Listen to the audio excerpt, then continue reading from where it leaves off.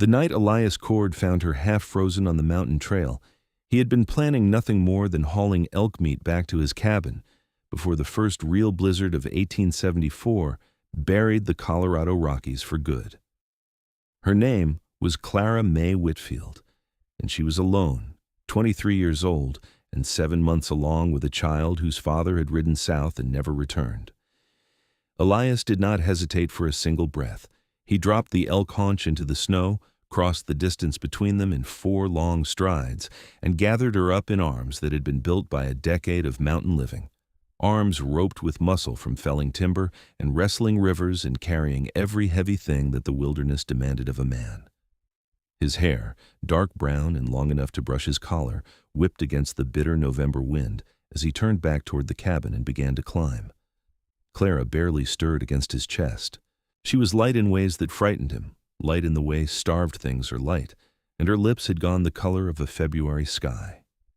He pressed her tighter against his body, using every ounce of warmth his broad frame could offer, and he moved faster than he had ever moved up that rocky, snow-packed trail, his lungs burning and his boots punching through crusted ice with each step. He did not know her name yet. He did not know anything about her except that she was alive, and that she was carrying a child, and that both of those facts required everything he had. That was enough for Elias Cord. He had come to these mountains 7 years before, in the summer of 1867, fresh from a war that had left him with scars he did not speak about, and a silence he wore like a second skin. He had built his cabin with his own hands on a south-facing slope above the tree line, where the views stretched so far on clear days that he could almost convince himself the world beyond the ridgeline did not exist. He trapped and hunted and traded his pelts down in the town of Harlan's Creek every few months, and the people there knew him as a man of few words and considerable capability, and they left him mostly alone, which suited him just fine. He had not expected a woman. He had not expected much of anything, really, except the next season and the season after that, and the slow, good work of surviving in a place that demanded a man earn every day he was given. Clara opened her eyes for the first time, just as he kicked open the cabin door with his boot heel and carried her through. The interior was simple but solid, a stone fireplace that took up nearly 1 full wall, a rough-hewn table and 2 chairs, a narrow rope bed piled with elk hides and wool blankets, a shelf of dried provisions and tinned goods, a row of iron hooks where his coat and traps and rifle hung in orderly fashion. He had always kept the place the way a man keeps things when he is accountable only to himself, functional, spare, every item earning its place. He laid her down on the bed with a care that surprised even him, tucking the hides around her shoulders and going to the fire in the same motion, stoking it high with practiced hands, feeding it until the heat pushed back against the cold and the light turned amber and warm against the log walls. Then he turned back to her. Her eyes were open. They were the color of new pine, a deep, quiet green, and they were watching him with an expression that held both fear and something that had not yet decided what it was. "You are safe," he said. His voice came out rougher than he intended, unused as it was to conversation. "You are in my cabin. I'm not going to hurt you." She swallowed. Her hand moved to her belly, pressing flat against the swell of it through the blankets, and he understood that gesture in a way that required no words. "The child is safe too," he said. "Far as I can tell." She let out a breath that sounded like it had been held for some time. "How far are we from town?" 4 miles, give or take, up the North Trail. "I was trying to reach the Hadley farm." Her voice was stronger than he expected, considering the state he had found her in. There was a steadiness to it underneath the exhaustion. "Mrs. Hadley said she would take me in." "Hadley farm is 6 miles the other direction," he said. "You were going the wrong way." She closed her eyes briefly. "I see." He pulled the second chair to the edge of the fire and sat down, not crowding her but not retreating to the far side of the room either. "Can you tell me your name?" Clara Whitfield." "Elias Cord." She opened her eyes and looked at him directly for the first time, really looked, the way a person looks when they are trying to determine if they are in more or less danger than they were before. He held still and let her look. He had learned, in his years of trapping, that most frightened things settle faster when you do not move too much. Whatever she saw seemed to satisfy something in her. Her shoulders dropped a fraction of an inch. "How far along are you?" he asked. "7 months, near enough." A pause. "I know what you must be thinking." "I doubt that." She pressed her lips together. "That I'm foolish, out here alone in November, in my condition." "I was thinking you must have been desperate," he said. "Those are different things." She was quiet for a moment, then, very softly, "Yes, they are." He did not push her for the rest of the story that night. He had venison broth on the fire inside of 20 minutes, and he made her eat 2 full bowls of it while he sat across the table and worked a length of rawhide through his hands to give them something to do. She ate slowly at first, then with the focused intensity of someone who has not had a proper meal in longer than they will admit. The color came back into her face by degrees, first to her lips, then to her cheeks, then to the skin beneath her eyes, and he watched it return the way a man watches ice break up on a spring river, quietly relieved by each small increment of thaw. When she had finished, he pointed to the row of hooks by the door. "You can have the bed. I will take the floor. I cannot displace you from your own bed. You can and you will." He said it without heat, as a simple fact, and something about the uncomplicated certainty of it seemed to take the argument right out of her. She nodded once, small and tired, and within 10 minutes she was asleep with the elk hides pulled to her chin and the fire burning steady at her back. Elias Cord rolled out his trapping bedroll on the floor in front of the fire, lay flat on his back with his arms at his sides, and stared at the rafters for a long time before sleep found him. He was aware, in a way that was both new and strangely inevitable, that something had shifted in the architecture of his life. He could not have said precisely what or how. He only knew that the cabin, which had always felt exactly the right size for one man, did not feel too small with her in it. It felt, if anything, like it had been waiting. The blizzard hit the next morning, and it was a serious one, the kind that drops 2 feet of snow in 12 hours and makes the pine trees groan under their white weight and seals the world into a muffled, motionless quiet that can feel like the end of things if you let it. Elias was up before first light, banking the fire, checking his provisions, making his calculations about how long they would need to last. He had planned for his own needs through to March: dried venison, salt pork, dried beans, cornmeal, hardtack, 2 crocks of preserved vegetables from the summer garden he kept out back, but feeding 2 people, one of them carrying a child, required adjustment. He did the math quietly, standing at his provision shelf in the gray pre-dawn, and concluded they would be all right. It would not be lavish, but it would be enough, and enough was what mattered. Clara woke to the sound of wind driving snow against the shuttered window and found him making cornmeal porridge over the fire. She sat up slowly, both hands pressing against the small of her back in the way he had already come to recognize as her habitual movement, the way a person unconsciously addresses a persistent ache. "How long do you think it will last?" she asked, nodding toward the window. 2 days, maybe 3.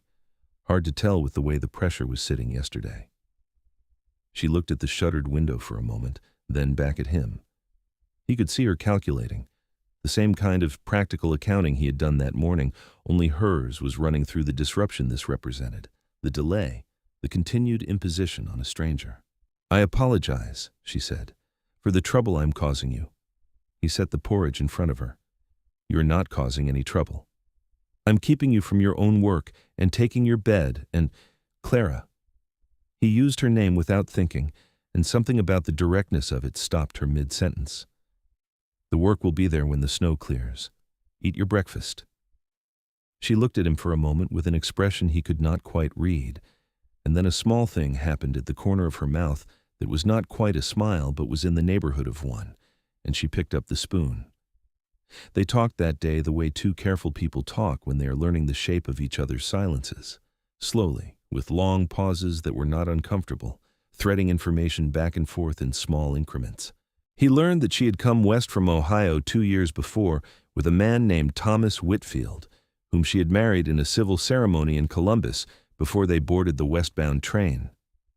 Thomas had been full of large plans and restless energy, and for a while the plans had seemed possible. They had settled in Harlan's Creek, Thomas had worked at the mill, Clara had taken in mending and helped at the general store, and they had been building something, she said, in a tone that made him understand she was being careful about how much hope she invested in the memory. Then Thomas had gotten tangled up with a group of men who were running cattle across disputed land, and there had been money in it, faster money than the mill was ever going to provide, and Thomas had made his choice without much consultation.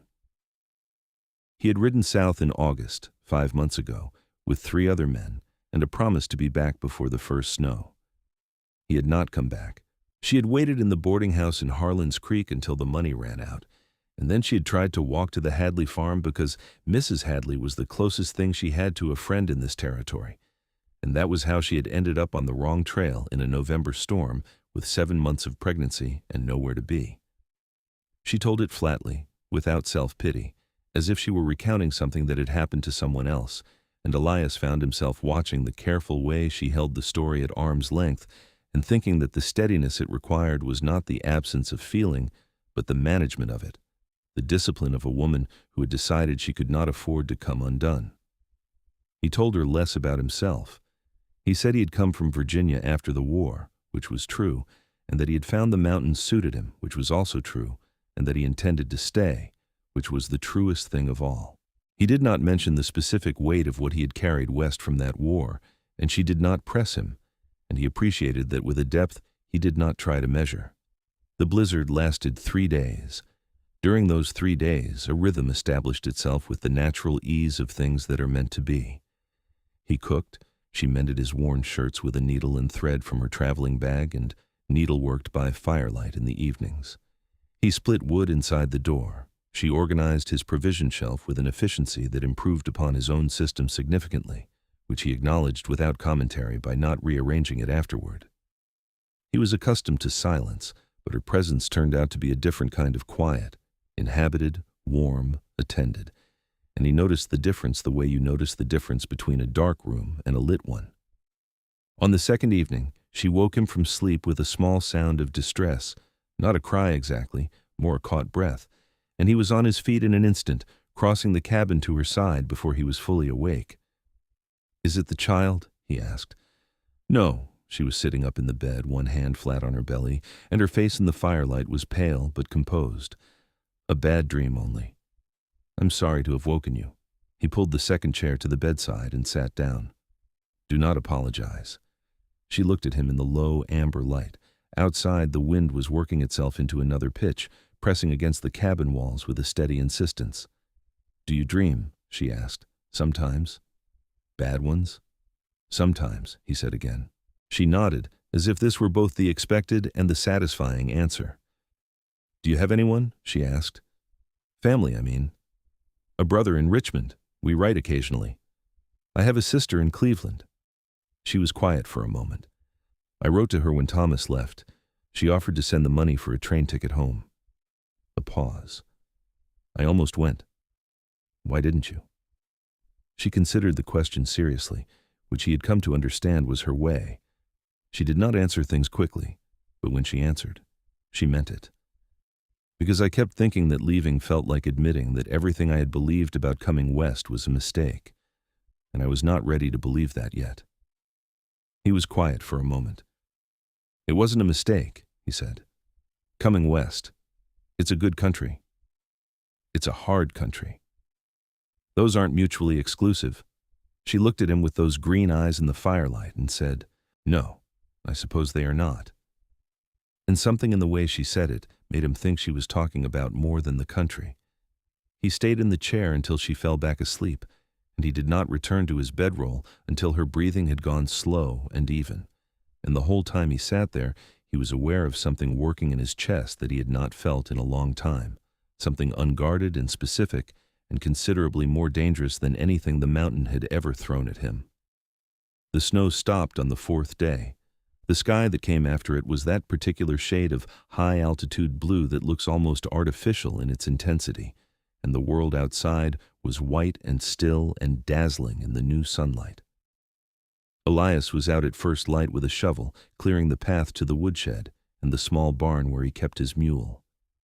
Clara appeared in the doorway wrapped in his spare coat, which hung enormous on her, her breath clouding in the cold air, watching him work. "You could go back inside," he said, not breaking his shoveling rhythm. "I have been inside for 3 days." He straightened and looked at her. She was watching the mountains with the expression of someone encountering something for the first time in a way that surprises them. The particular wildness of the Rockies after a fresh snow, the silence of it, the scale of it, the way it made human concerns feel briefly small in a manner that was somehow not diminishing but clarifying. "It's beautiful," she said quietly. "Yes," he said. And he was looking at her when he said it, which he did not realize until a second after he said it, at which point he turned back to the shoveling with more focus than the remaining snow strictly required. He took her down to the Hadley farm that afternoon on the back of the mule, guiding the animal carefully on the freshly packed trail, keeping one hand free and ready to steady her whenever the mule shifted or the ice was uncertain beneath them. It was 4 miles through the forest and the lower meadows, and it took them the better part of 2 hours going careful, and the whole way he was acutely conscious of her seated behind him, her hands resting lightly at his sides for balance, and the small weight of her pressed against his back. Margaret Hadley was a solid, warm-mannered woman of 50 who came out of the farmhouse before they had fully stopped, wiping her hands on her apron and calling out Clara's name with genuine relief. She helped Clara down from the mule and pulled her into a tight embrace and said several things in a low, rapid voice that Elias could not make out. Then she looked up at him. "Mr. Cord," she said, "we owe you a great debt." "No debt," he said. "She was on the trail. Anyone would have done the same." Margaret Hadley gave him the look of a woman who has been around long enough to know that this is not always true, but she did not argue the point. She invited him in for coffee, and he accepted, because refusing would have seemed like a retreat, and he was not a man given to retreat. He sat at the Hadleys' broad kitchen table while Margaret fussed over Clara and pressed food on both of them. And her husband Frank, a weathered, easy-natured rancher, poured coffee and asked him about conditions up on the mountain with the genuine curiosity of a man who respects country he has not himself traveled. They talked about the season and the snow and the elk movement, and Elias answered with his usual economy of words.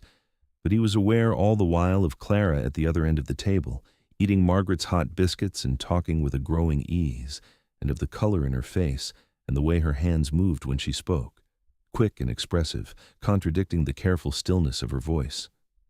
He stood to leave after an hour. Clara walked him to the door, which surprised him. She stood in the Hadleys' entrance and looked up at him with those direct green eyes, and she said, "Thank you, Elias, for all of it." "You would have made it to the farm," he said. "No," she said very simply. "I would not have." He nodded once. He picked up his hat from the hook by the door and put it on.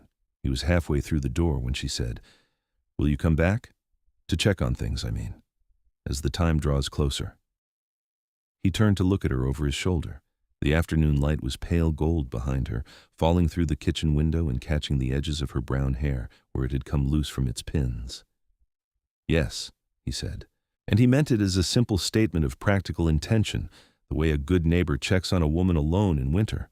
But something in the saying of it felt like a promise of a different and larger kind, and he was still turning it over in his mind 3 hours later when he reached his cabin, stamped the snow from his boots, and stood alone in his firelit silence for the first time in days. The silence, which had always been his great comfort, felt different now. It felt, specifically, like the absence of something.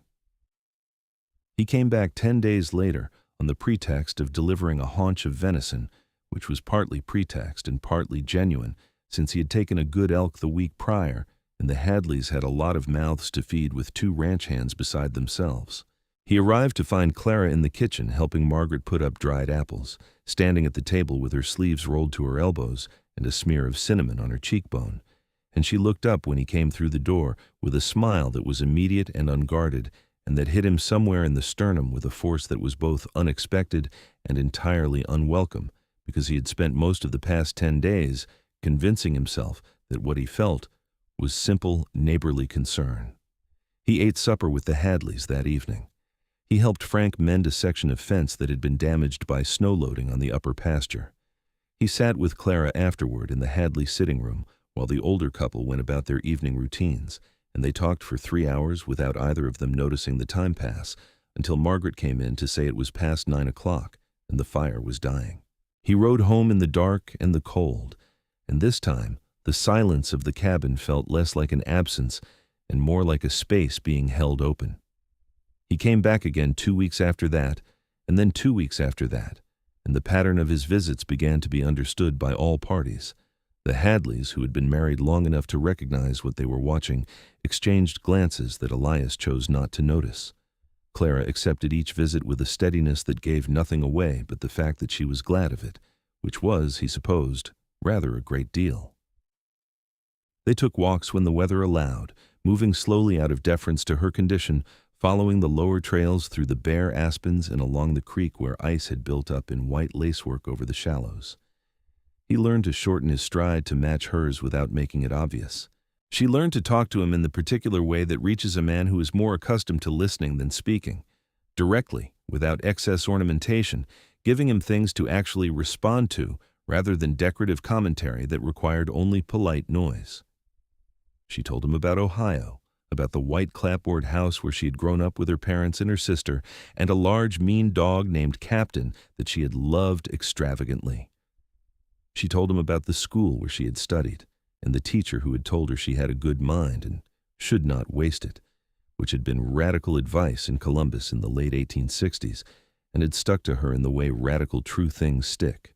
She told him about Thomas, not bitterly but honestly, how she had loved him for his bigness of spirit and his confidence and his inability to be satisfied with small things, and how those same qualities had, in the end, carried him away from her, toward whatever horizon had looked brighter that August morning. "Do you still love him?" Elias asked once on one of their walks, and he asked it looking straight ahead at the trail because he could not quite bring himself to watch her face while she answered. She was quiet for a moment. "I loved who I thought he was," she said. "I'm not certain that is the same thing." He nodded. They walked on. The creek ran quietly beside them under its cap of ice. "What about you?" she asked. "I have not been married." "I know. I meant, have you loved anyone?" He thought about it honestly, which was the only way he knew how to think about things. "I thought I did once, before the war. A girl in Richmond." A pause. "She married someone else while I was away. I think, looking back, that was probably the right outcome for everyone involved." Clara glanced at him sideways. "Why?" "Because the man who came back from that war was not the same man who left, and the man who left was not the right man for her anyway." "And the man who came back?" she asked. He considered that for a long moment. The wind moved through the aspens above them, and the bare white trunks were still and straight against the pale winter sky. "He needed some time," he said finally, "to become someone worth knowing." She stopped walking. He walked 2 paces further before he realized it and turned back. She was standing on the path looking at him with an expression he could not name, something layered and warm and considering, something that was making a slow assessment and finding itself satisfied by what it found. "I think he may have managed it," she said quietly. He stood there on that winter trail in the cold, still air and felt something in his chest open up like a locked room that has finally had the right key turned in it.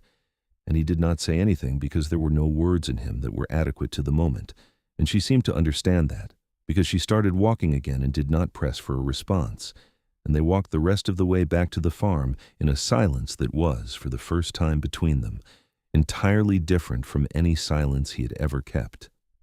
It was the silence of 2 people who have understood something important at the same time.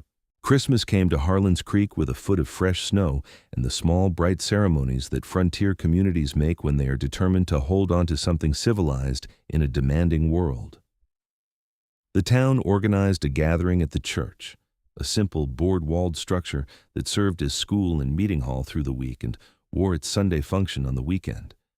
And Clara went with the Hadleys, and Elias came down from the mountain in his better coat and his one good shirt with his hair combed back from his face, and Margaret Hadley, spotting him in the doorway, arranged the seating with the practiced efficiency of a woman who knows exactly what she is doing.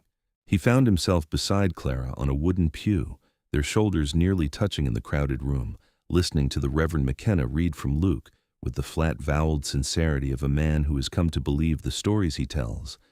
And there was singing afterward, simple hymns that most of the room knew, rising up into the cold rafters with more feeling than precision, and Clara sang in a clear, unself-conscious alto that he could hear even in the general noise of 40 voices, and he found himself not singing at all but listening to her instead.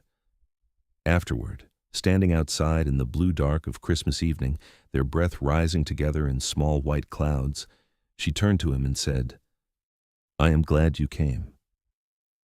"I am glad you told me to," he said. She laughed, a real laugh, surprised out of her, and the sound of it in the cold night air was the finest thing he had heard in a very long time. He wanted to bottle it. He wanted to keep it somewhere safe and take it out on the hard days and hold it up to the light. He walked her back to the Hadley farm and said good night at the door, and when he turned to walk back to where he had tied his mule, she said his name. He turned. "Merry Christmas, Elias." "Merry Christmas, Clara." He rode home through the Christmas dark, with the stars blazing overhead in the way mountain stars do on clear, cold nights, enormous and specific, and burning with a kind of ancient indifference that usually made him feel appropriately small. And tonight, they only made him feel awake. January arrived with real cold, the kind that drives down from the high peaks and makes the log walls of even a well-built cabin tick and crack in the night. Elias made more frequent trips to the Hadley farm, partly because the trail had become familiar enough that he could do it in poor conditions, and partly because Clara's time was drawing closer, and he felt, without being able to entirely explain why, that he needed to be closer to hand. She was 8 months along now, moving more slowly and sleeping more deeply and sitting differently, tilted back in her chair with her hands resting on the swell of her belly in a way that had become entirely natural to her. She did not complain. He had learned by now that she almost never complained, which he respected and also worried about in equal measure, because a person who never says when something is hard can sometimes not say when something is very wrong. He said this to her directly one evening, as bluntly as he said most things, and she looked at him with mild exasperation and said, "I will tell you when something is wrong, Elias."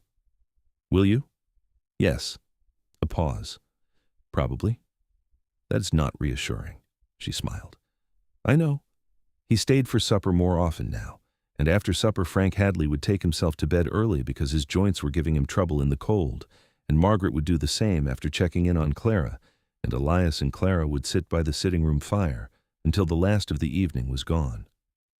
They talked about everything and nothing, about books she had read and wanted him to read, about the spring and whether the mountains would be as beautiful as she imagined them in the thaw, about the child and what she intended to name it, and how she would manage once the baby was born. That last conversation held a practical weight that they circled around for several evenings before approaching directly. She had nothing, no money, no home of her own, no husband, no certain future, in a town that was not, if truth were told, particularly forgiving of a woman in her circumstances. The West had a roughness to it that could be honest and bracing when you were strong, and simply brutal when you were not. She knew this. "I have been thinking," Elias said one evening, sitting forward in the Hadley's armchair with his elbows on his knees, "about the cabin." She looked at him carefully. "What about it?" "It could be larger." He said it with the matter-of-fact precision of a man discussing a construction project. "I have the timber for it. I could add a room on the south side before the spring thaw hits proper, give it 2 rooms and a proper loft." She was very still. "Elias, I am not proposing something improper," he said. "I am proposing something practical. You and the child need a home. I have land and the means to build one." He paused. "Unless you would rather not.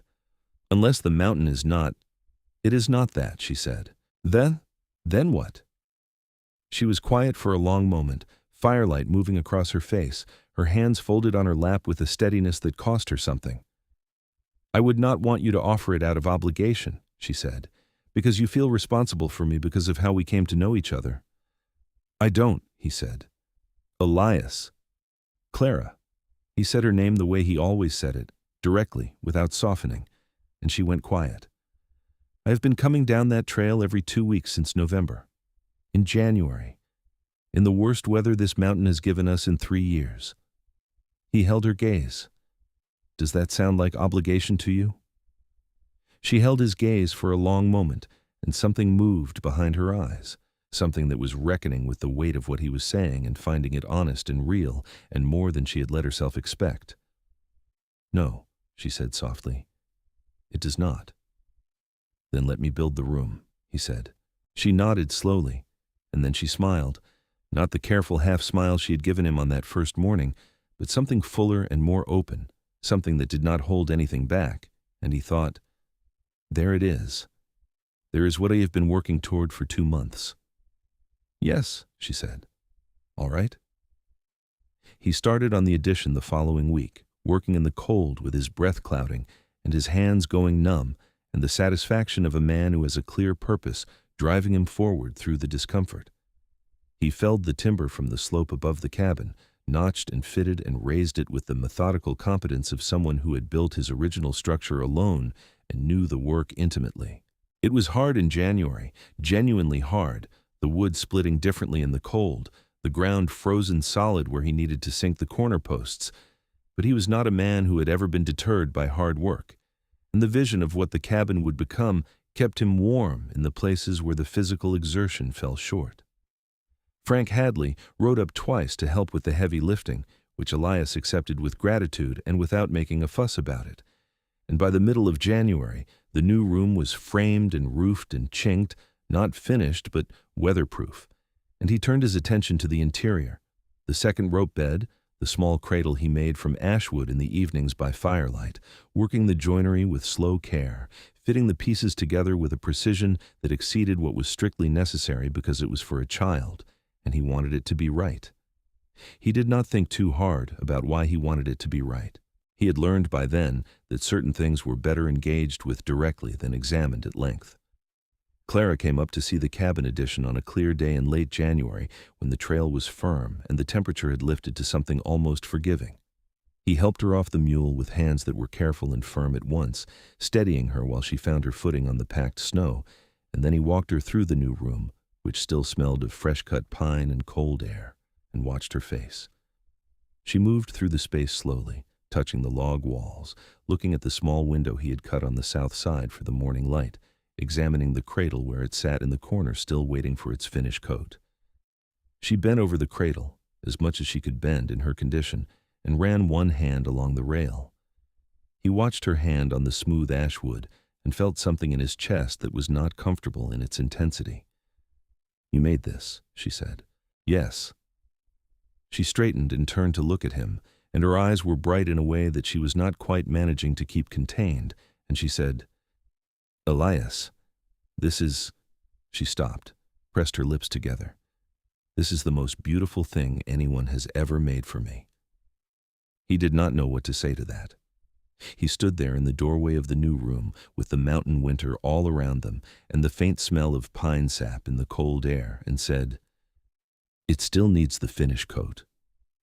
She laughed, soft and warm, and wiped quickly at one eye with the back of her hand. Of course it does. He showed her the rest of the cabin, the reorganized main room, the addition to the provision shelf, the new hook by the door at the height that would be right for her coat. He had not announced these as preparations for her arrival. They were simply things he had done, and she moved through the changed space, reading them each in turn, and the reading seemed to move something in her that she did not put into words. They had the conversation about Thomas on the ride back down, not the first time his name had come up, but the first time it had the weight of the future in it, rather than just the past. I don't know if he is alive, she said. I've not heard a word in 6 months. Have you tried to find out? I asked the sheriff in Harlan's Creek. He said the group Thomas rode with were last known to be in New Mexico territory, and that there had been trouble, some confrontation over the land claims. He did not know more than that. A pause. He did not seem particularly interested in finding out. Elias thought about this. The wind moved through the pines around them, low and steady.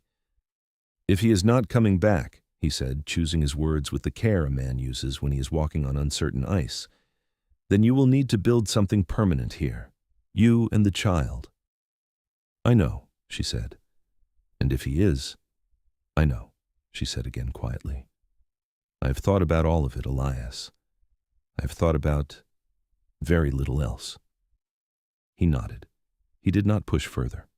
But when he helped her down from the mule at the Hadley gate, and their hands were still joined from the descent, they both held it a moment longer than necessary.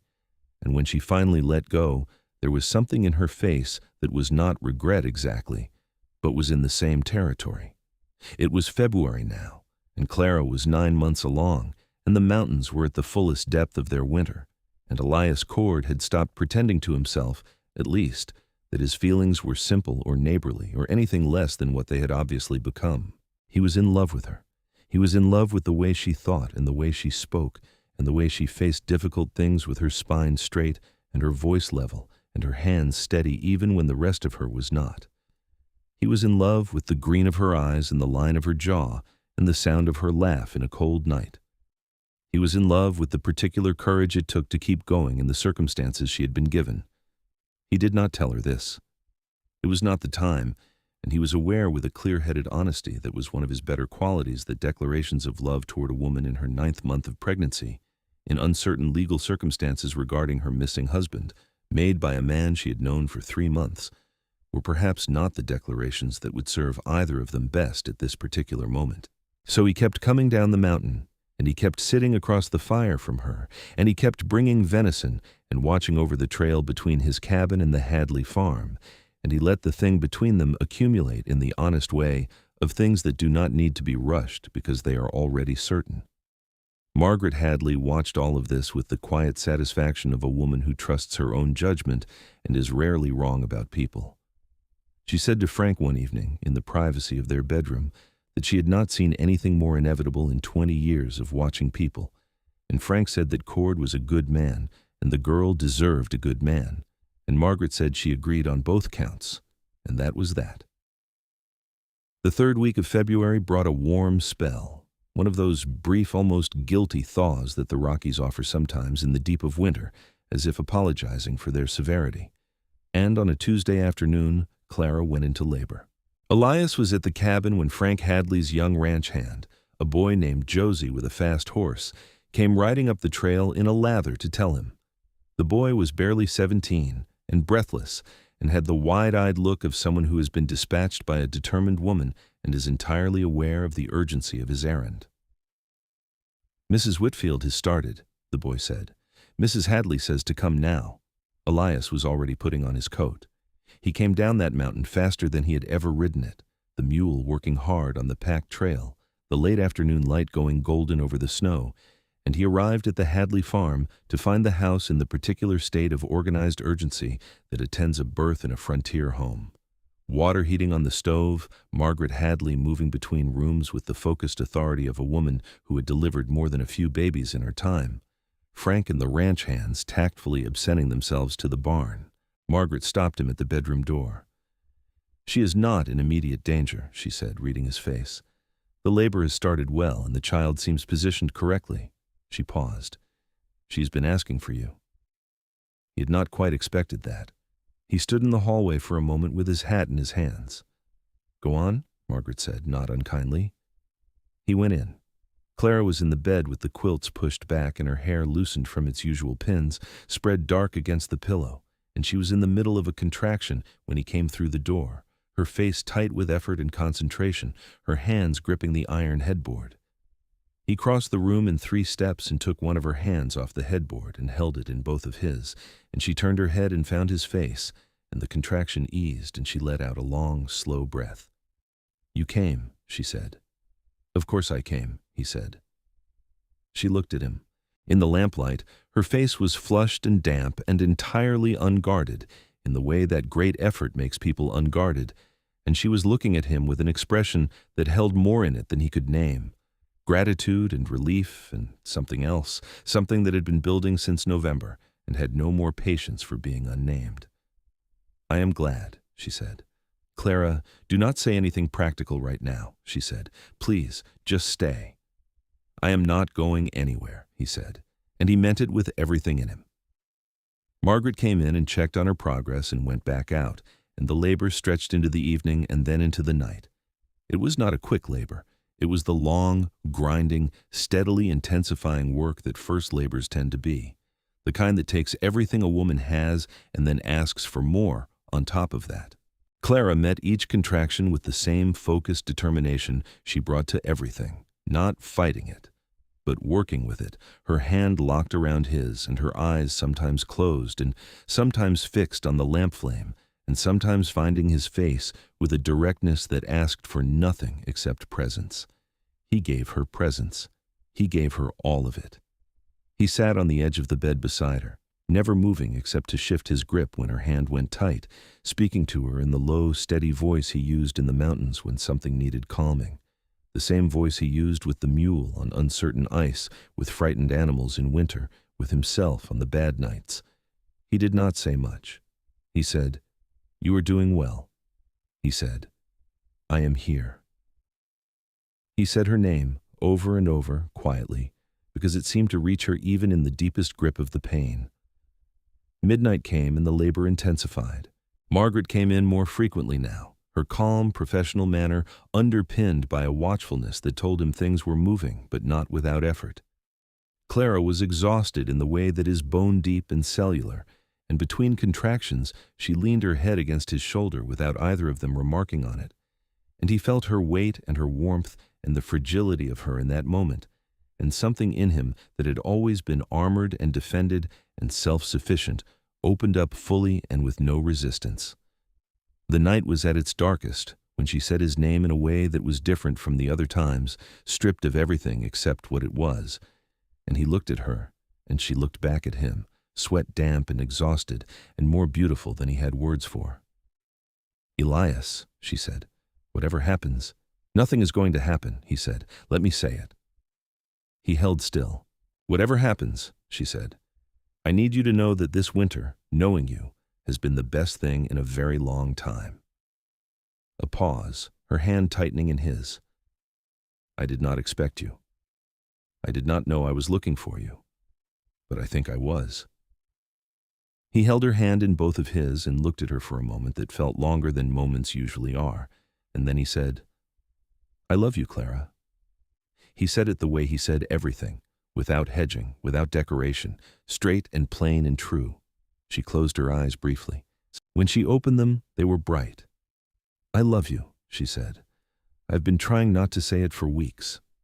"Then stop trying." She would have laughed at that, but a contraction took her then, hard and long, and Margaret came in and said it was time, and the next hour was work of the most concentrated and demanding kind. Clara's grip on his hand, crushing in a way that would leave marks he wore for a week and was proud of, and he talked her through it steady and low and unceasing, and the fire in the hearth burned down, and the night outside the window began its almost imperceptible shift from pure black to the deep blue that comes before gray. And then, in the last long effort and the last drawn breath, the child arrived at dawn. Elias heard the cry before he saw anything, a small, furious, brand-new cry, astonishing in its vitality, filling the room with a sound so specific and so alive that it drove the air clean out of him.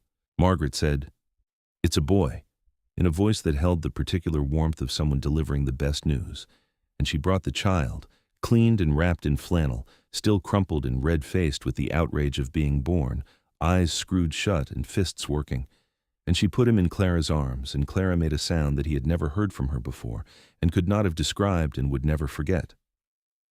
Then Clara looked at Elias. He was already undone. He had not known he would be.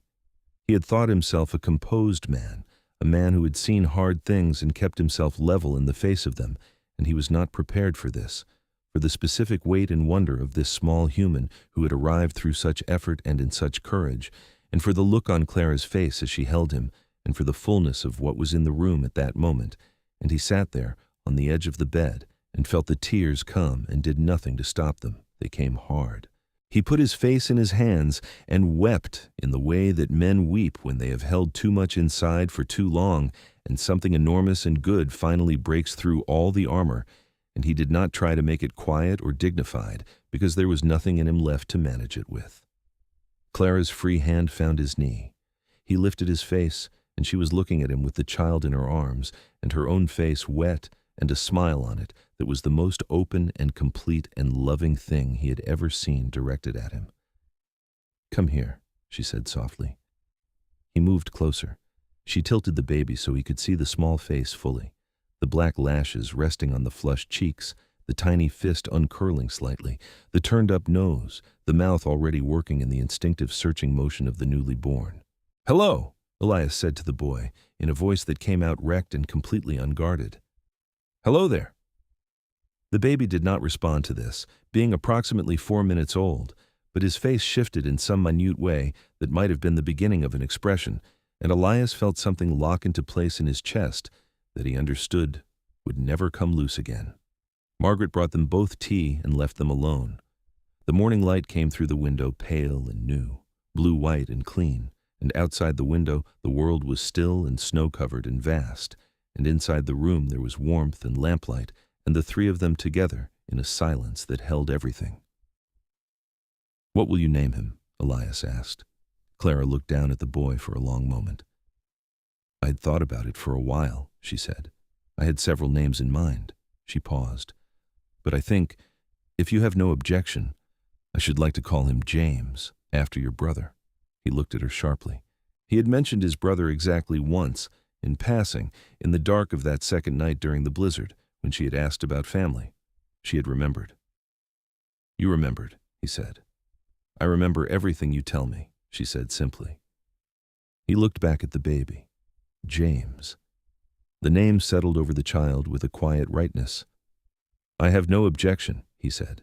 She leaned her head against his shoulder, the way she had through the long hours of the night, and he put his arm around her carefully and looked at the child in her arms, and outside the dawn spread slowly across the Colorado sky in shades of rose and gold, and that particular clean blue that only comes after cold nights, and the mountains stood up in it enormous and silent and unaltered, as they had stood for 10,000 years and would stand for 10,000 more.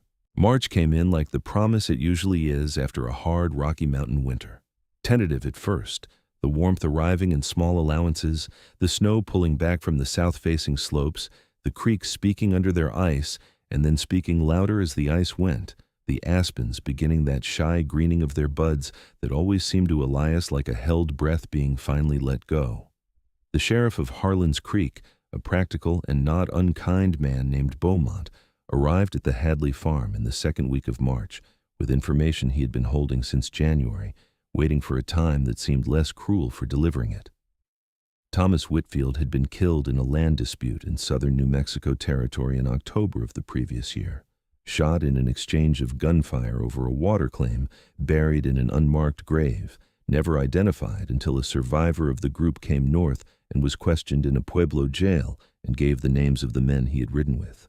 He told Clara directly, and she listened with her spine straight and little James asleep in the cradle beside her, and she asked 2 quiet questions about the circumstances and thanked the sheriff for coming, and when Beaumont had gone, she sat for a while with her hands folded in her lap and the firelight on her face and said nothing. Elias sat across from her and waited. He was good at waiting. After a while she said, "I grieve the man I thought he was, and the life I thought we were building." A pause. "But I stopped waiting for Thomas Whitfield to come back a long time ago." "I know," Elias said. She looked at him. "I want to be done with it properly. I want to grieve it right and then put it down." "Then do that," he said. "Take whatever time you need." "I do not need very much," she said. "I think I did most of it already." He nodded. He moved to the chair beside her and sat without touching her, just close, and that was what was needed. Spring unlocked the mountain. By April, the trails were clear enough to ride regularly without risk, and Elias took Clara and little James up to the cabin for the first time on a clear morning when the sky was the color of his feelings, and the world smelled of pine water and thaw. He carried James on the way up, the baby strapped against his chest in the flannel wrap Margaret Hadley had shown Clara how to make, and James regarded the mountains from this high vantage with the grave, wide-eyed interest of a very new person encountering everything for the first time. Clara rode ahead of him on the mule, with her face turned up toward the sun, and Elias followed behind, watching the back of her head and the set of her shoulders and the way she straightened when the trees opened up and the view came at them full and enormous, and he thought, this is everything. This, right here. She walked through the cabin and the new room, with James still in his wrap and her hand trailing along the log walls, and she stood at the south window of the new room and looked out at the slope below and the valley far beneath and the range beyond that, ridge after ridge diminishing blue into the distance, and she was quiet for a long time. "Well," he said finally. She turned from the window. Her eyes were bright. "It is exactly as I imagined it," she said.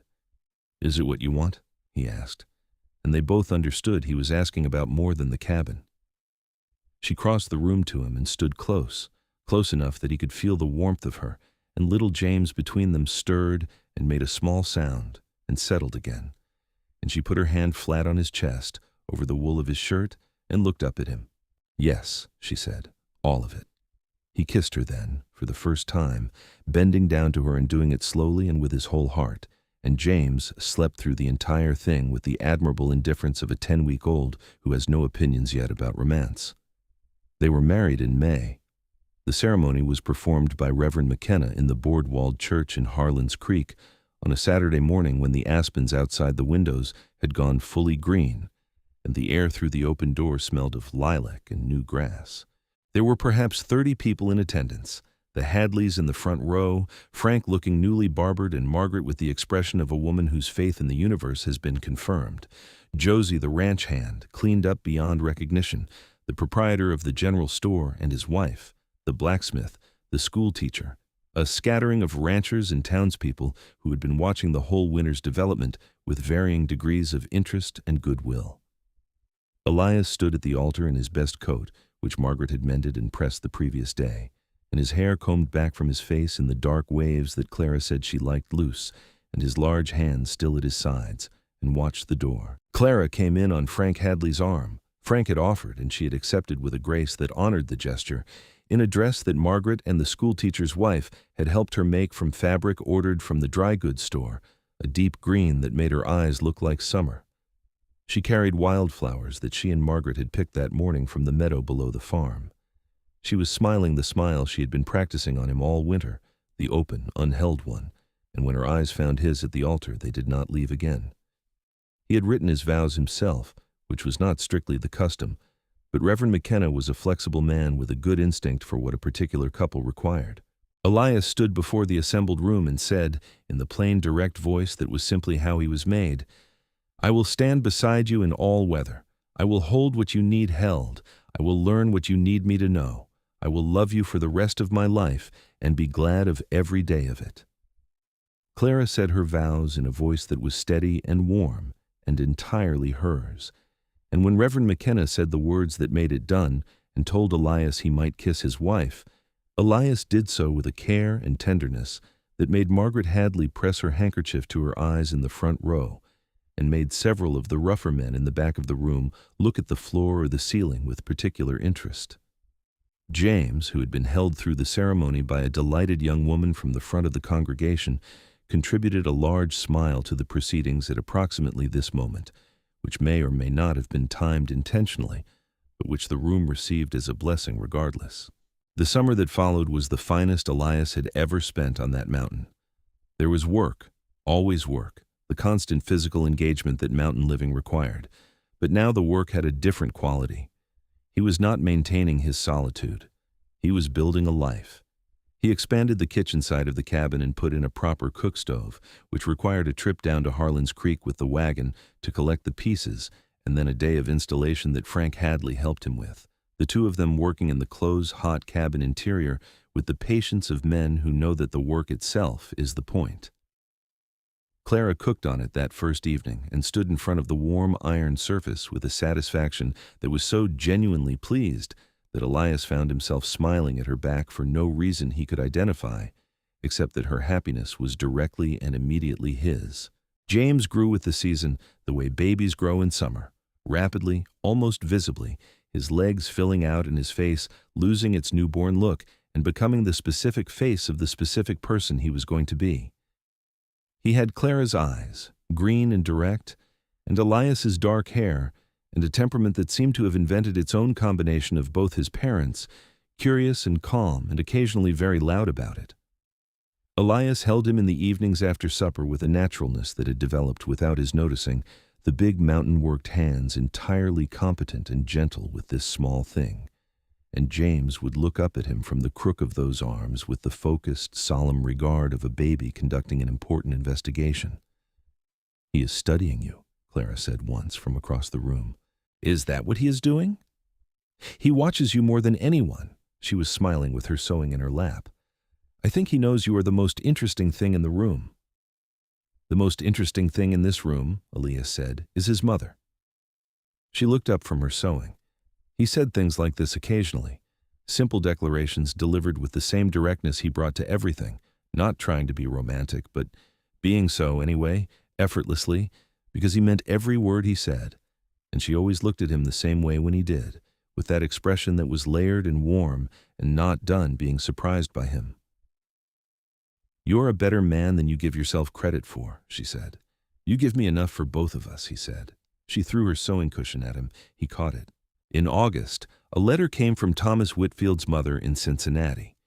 Apparently, the woman had spent months trying to locate her son and had eventually learned of his death and then, following the thread, learned of Clara's situation and the child. The letter was careful and a little stiff, written by a woman who was grieving her son and navigating complicated terrain, but at its core, it was kind. She asked about the boy. She said she would not interfere with Clara's life, that she had no claim on anything and made none, but that if it were possible, if Clara were willing, she would like to know that her grandson was well. Clara read the letter twice and then gave it to Elias without comment and watched him read it. "What do you want to do?" he asked. "Write back," she said. "She lost her son. James is her blood. That is not nothing." He thought about it. "No," he said. "It is not nothing." She wrote back that afternoon, a long, careful letter that told Mrs. Whitfield about James, about the cabin in the mountains and the life they were building, and she enclosed the one small portrait they had of the baby, taken by the photographer who came through Harlan's Creek in July. She did not hide the facts of her new marriage or her happiness. She wrote honestly, and she wrote with compassion. Mrs. Whitfield wrote back within a month, and then again, and a correspondence was established that was fragile at first, and then firmer as time passed, and eventually the older woman's grief and the younger woman's goodwill found a way to exist in the same territory. And James grew up knowing he had a grandmother in Cincinnati who sent him birthday letters and occasionally small books, which Clara read to him by the fire in the evenings, while Elias sat nearby and listened with his eyes closed and the mountain dark working its blue silence outside the windows. Fall came back around, and with it the first anniversary of the November evening when Elias had found her on the trail. He marked it privately, not sure if she had, and then at supper she set down her fork and looked at him across the table and said, "Do you know what this week is?" "I know," he said. 1 year. 1 year. She looked at him across the supper dishes with James on her knee, gnawing on a bit of hard bread with the focused industry of a baby working a new tooth, and the fire behind her, and the mountain dark in the window, and the whole of the life they had made together, arranged around them like the walls of a room built exactly right. "I want to tell you something," she said. "Tell me." That night on the trail, I had been walking for hours. I was so cold I had stopped feeling it, which I knew was a bad sign. I knew I was in trouble. A pause. I had started to think that maybe I was not going to make it to the Hadley farm, that maybe I was not going to make it at all. He was very still. "And then I heard you coming down the trail," she said, "just the sound of your boots in the snow, and I thought, that is someone who knows what they are doing. The way you moved, the sound of it. I thought, whoever that is, they will know what to do." "You were half frozen," he said. "How could you tell anything from the sound of my boots?" "I was half frozen," she said, "not insensible." A small smile. "I always had good judgment about people." He reached across the table and covered her hand with his. "I am glad you were on that trail," he said. You dropped your elk haunch in the snow, she said. I always felt guilty about that. He laughed, a real laugh, one of the ones that she had worked out of him gradually over the course of the year, learning where they lived and how to reach them. I got another one the following week. I know. I just needed to say it. He turned her hand over and held it properly, the way he had held it through that long dawn of James's birth, and she held back with equal pressure, and James, between them, looked from one parent to the other with the grave, green-eyed attention of a child who does not yet have words for what he is watching, but knows it is important. Winter came again, and they were ready for it.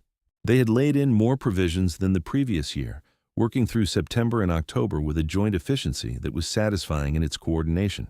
He hunting and trapping and cutting wood and banking the cabin against the cold with fresh mud chinking, she preserving and drying and organizing and adding to the stores he brought in.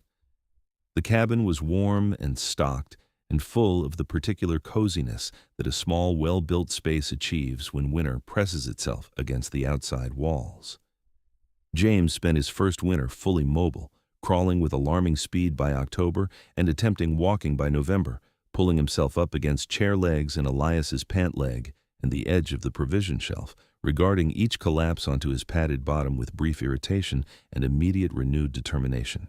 Elias watched him try to stand for the first time against the leg of the table, holding the wood with both fists and hauling himself upright, and felt the same undoing he had felt at his birth, a love so large it had nowhere to go except outward, except into the room and the child and the woman who was watching from across the room with her hand over her mouth and her eyes shining. He's going to walk before Christmas, Clara said. Of course he is, Elias said. Look at him. James stood, wobbled, let go of the table leg for approximately 2 seconds of independent vertical existence, and then sat down hard on the cabin floor and looked up at his father with an expression that Elias could only describe as deeply considering the matter. Nearly, Elias told him. Try again. James considered this advice. Then he grabbed the table leg and hauled himself back up.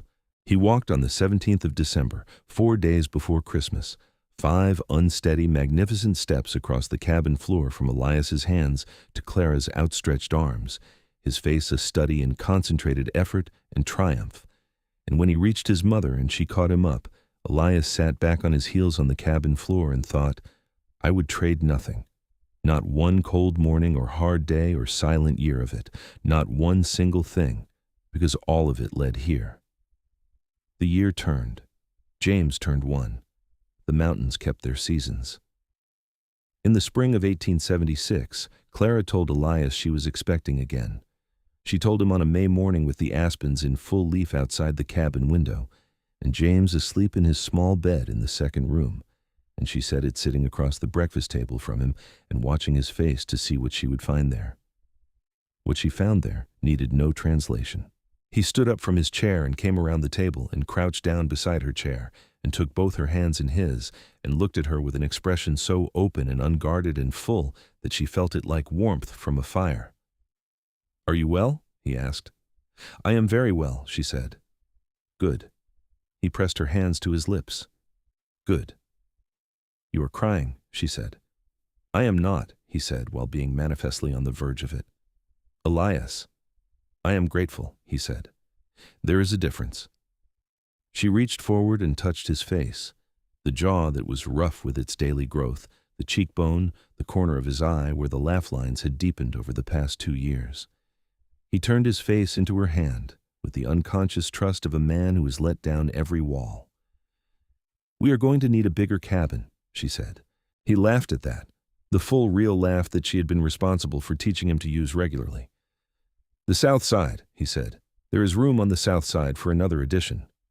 Of course there is, she said. You have been planning it. I have not been planning it. You have been looking at the south side of the cabin thoughtfully for at least 3 months.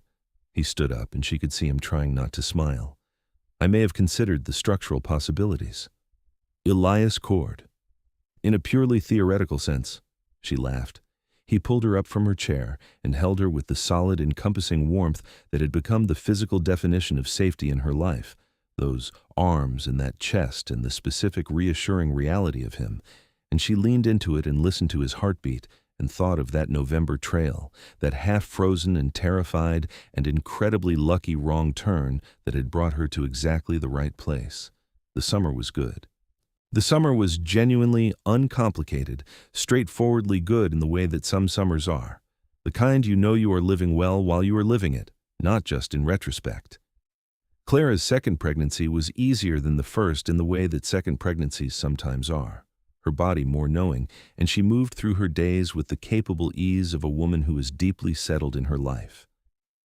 James was 18 months old and volcanic in his energy and entirely enchanted by the world, and Elias followed him through it with a patience and attentiveness that Clara watched sometimes from across a room or a field, and loved him for with a fullness that was by now so familiar and so large that it had stopped being surprising and simply become the ground she stood on. He built the South Addition through July and August, working in the long summer evenings after the day's other work was done, and she would bring him water, and sometimes James would toddle out to sit on the fresh lumber and eat his supper with great seriousness, and his father would pause his work to hand him tools to examine and explain what each one did. And the mountain evenings were gold and long and full of the sound of James's questions and Elias's answers and the clean smell of new wood.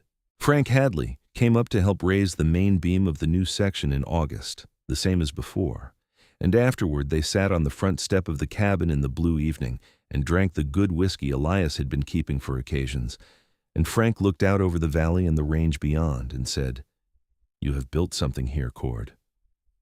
"We have built something," Elias said. "That is different." Frank looked at him sideways. "You are right," he said. "It is." Margaret Hadley came up to stay the week when Clara's time drew near, in November of 1876, the same mountain winter closing in around them again. She delivered James. She would deliver this one too. She came with her bags and her calm competence, and Elias received her with the particular respect that a man has for someone who has been essential to the people he loves. This labor was shorter than the first, still no small thing, still the full committed work of it, but the knowledge was there now in Clara's body, a kind of memory that made the process faster and more directed. Elias held her hand again through the hours of it, sitting beside her on the bed he had made wider this past year for exactly this purpose, steady and low-voiced and entirely present. It was done by early evening, not dawn this time, but the blue winter dark, and Margaret lifted the new child and said, with a warmth that matched the first time, "A girl." Clara laughed, actually laughed in the middle of her exhaustion, a pure and surprised and completely joyful sound.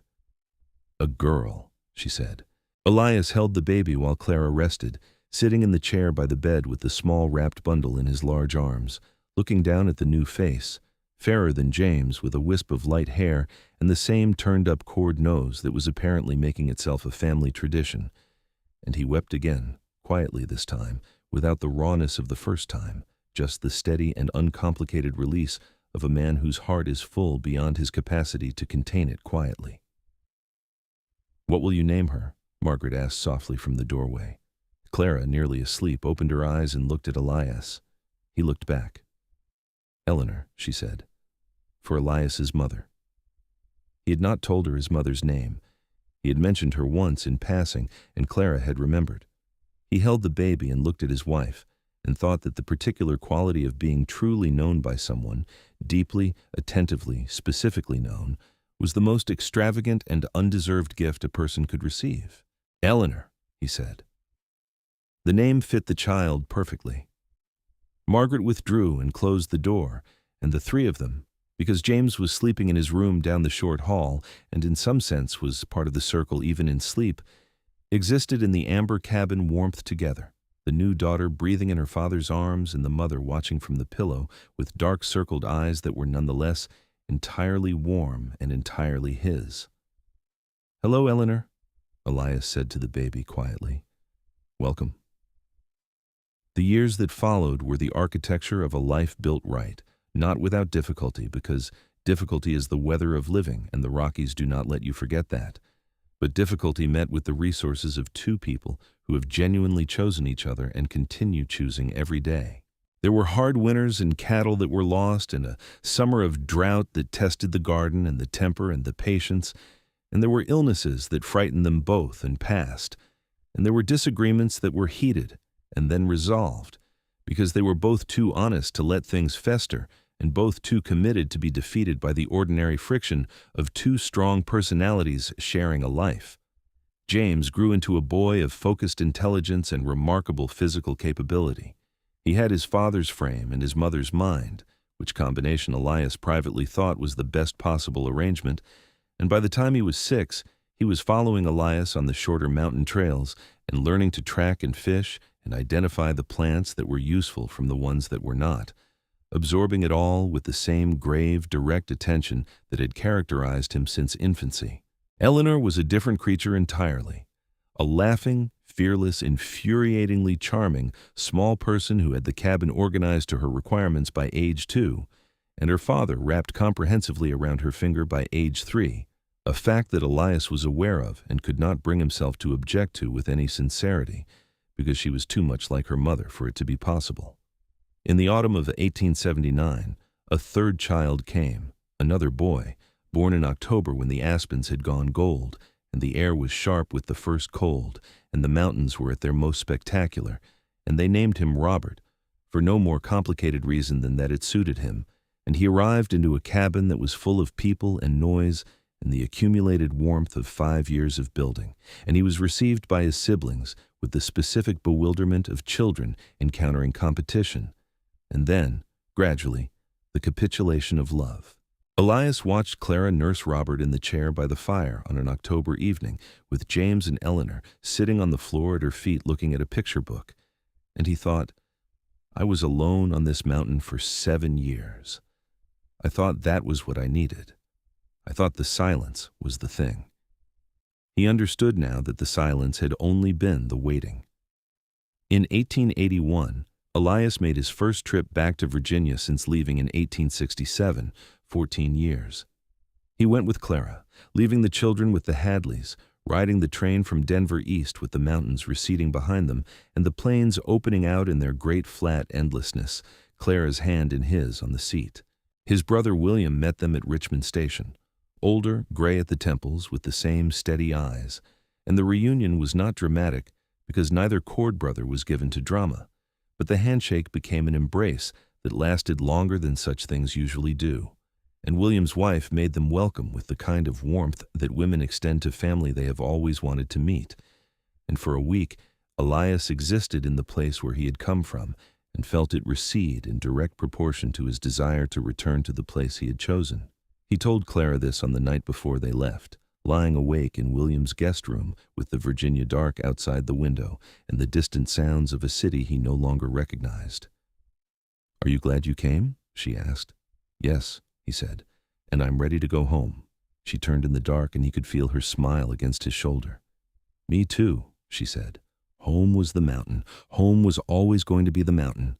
They returned to find that Robert had taken his first steps in their absence, and James had carved a somewhat ambitious elk from a piece of pine wood in the space of a week, and Eleanor had reorganized the provision shelf again, this time in a system that was frankly superior to the previous one, and which Elias, after consideration, left exactly as she had arranged it. The years kept moving in the way that good years move, not slowly, the way you imagine they will when you are in the middle of them, but with a gathering momentum, each season folding into the next and the children growing into themselves with a speed that was astonishing and inevitable. James at 10 could track elk and was beginning to learn the trapping patient and precise at his father's side.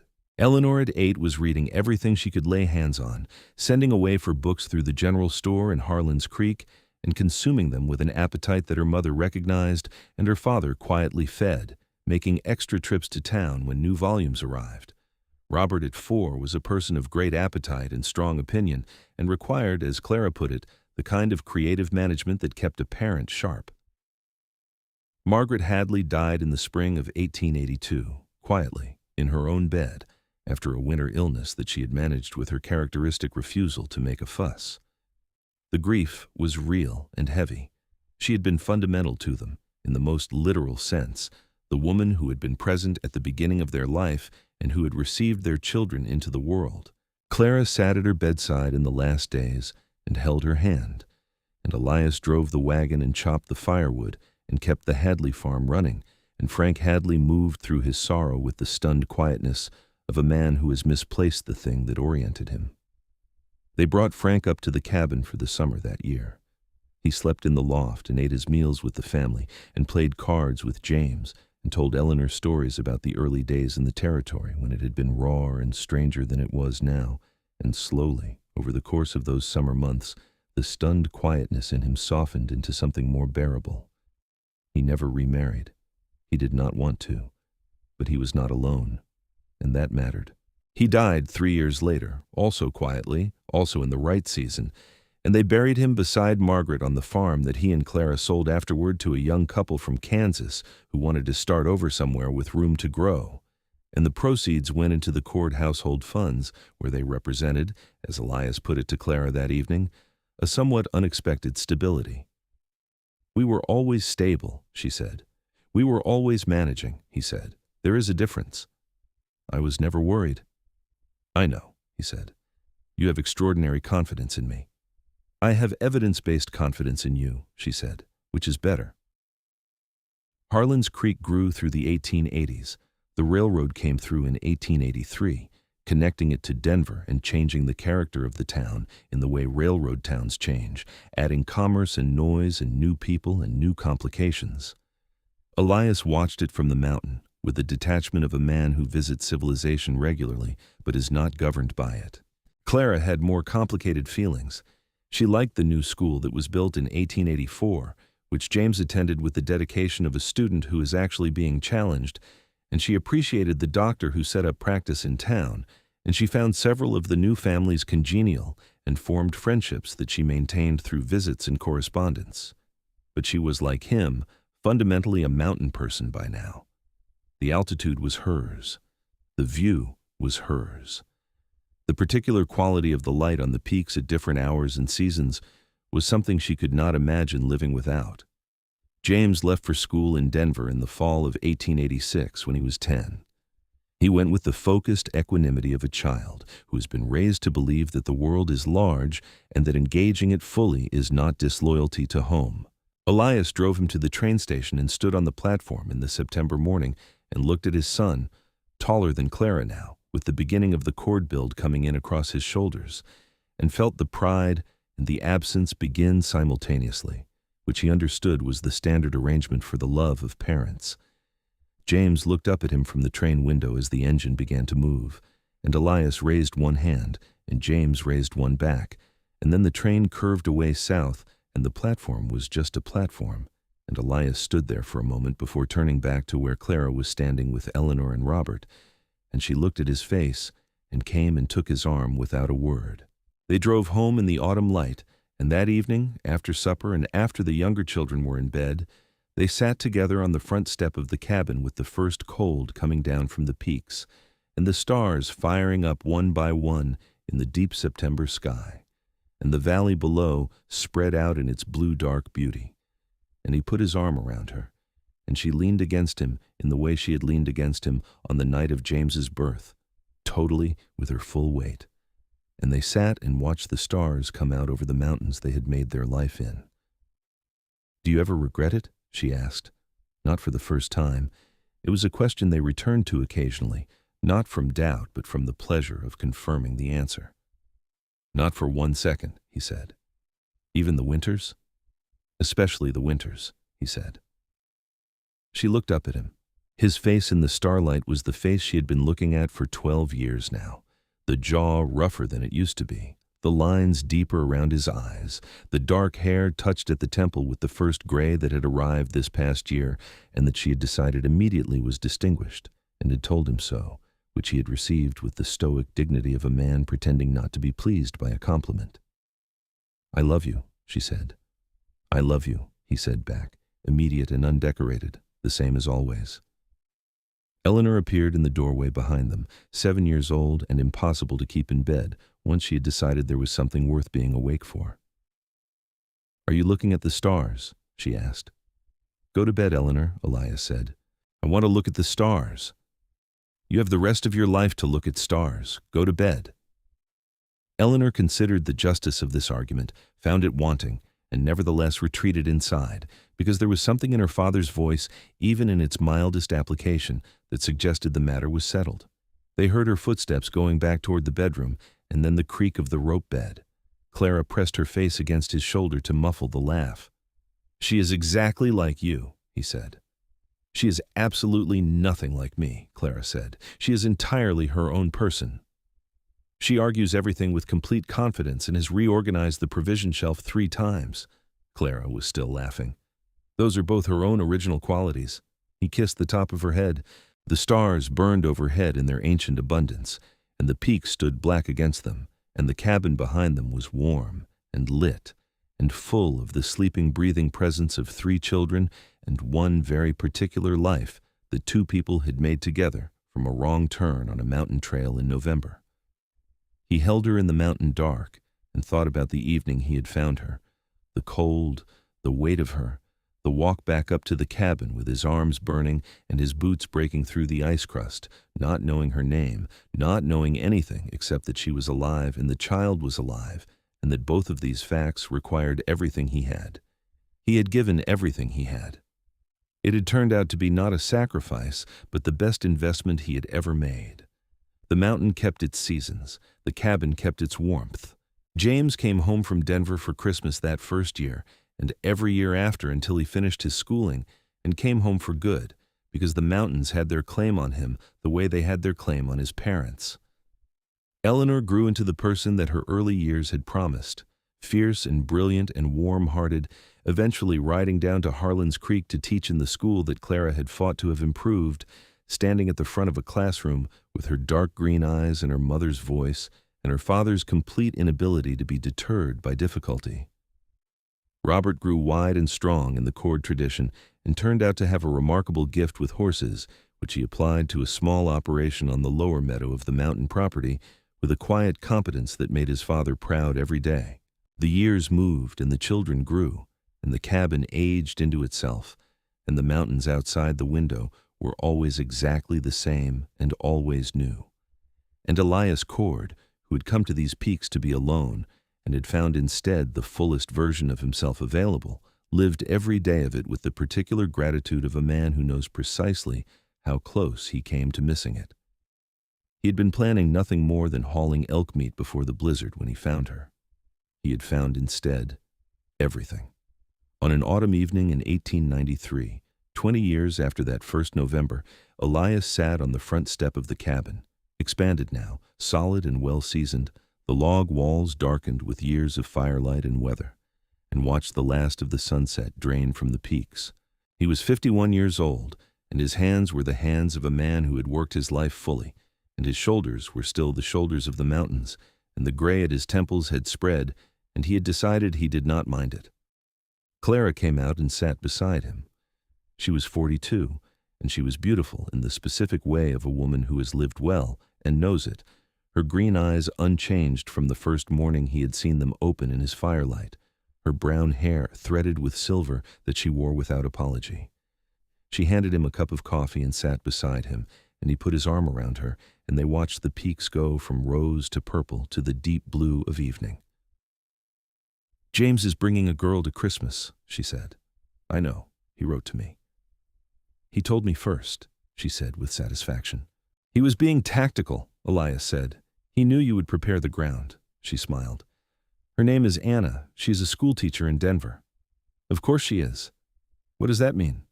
"It means my son has good taste," he said, "in the most important ways." She looked at him sideways with the green eyes that still, after 20 years, did things to his chest that he had given up trying to manage. "Smooth," she said. "I try."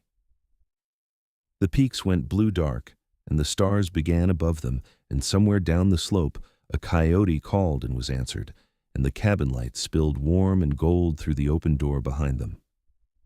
From inside came the sound of Robert moving through the kitchen and the distant voices of Eleanor and her husband Thomas, a good, patient man from Harlan's Creek who had correctly identified that marrying Eleanor Cord was the best available choice and had pursued the matter with appropriate determination, talking in the sitting room, 20 years of building, 20 years of choosing, every morning the same thing. "Elias," Clara said, I was thinking about something today. What's that? She was quiet for a moment, looking at the darkening peaks. I was thinking about James, the first one, about that night. She said it without weight or sadness. It was simply a part of the story, a thread in the fabric, about how you held my hand the whole time, through all of it. I remember, he said. You never once let go. No, he said. I didn't. She leaned her head against his shoulder. I knew then, she said, in the middle of it when it was hardest. I knew something true about you. What did you know? That you were a man who stays, she said, that when you hold something, you hold it. He was quiet for a moment, feeling the weight of that and the accuracy of it, and the way it settled in his chest like something that has always been true and has only just been named. Yes, he said, that is what I am.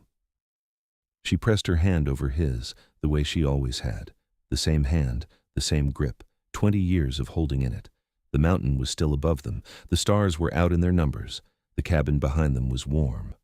He held her hand in the mountain dark, and the night came quietly down around everything they had made, and it was whole, and it was theirs, and it was enough, and it was more than enough. It was everything.